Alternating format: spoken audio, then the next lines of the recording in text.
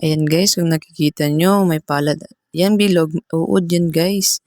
Yan, sumama yan sa damit ng kasama ko. At ayan, naawa naman tayo. Nilagay ko siya dyan sa pitaka ko. Baka madurog at malata. Ayaw ko siyang iwan sa may pinyahan guys kasi baka masprihan. Kawawa naman. At ayan, dinala ko siya hanggang sa pag-uwi ko dun sa may ano namin. Malapit na dun sa area ng dispatch namin. Yan, nilagay ko siya sa isang puno para naman maging paro-paro siya o kung ano siya, kung pag ano niya, pag second evolve niya guys. Ayan.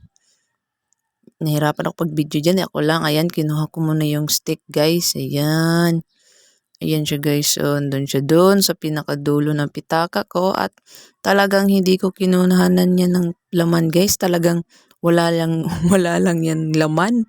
May laman pala, 2 pesos. Pero okay na yan, pasalamatan. At ayan, kinuha ko na siya.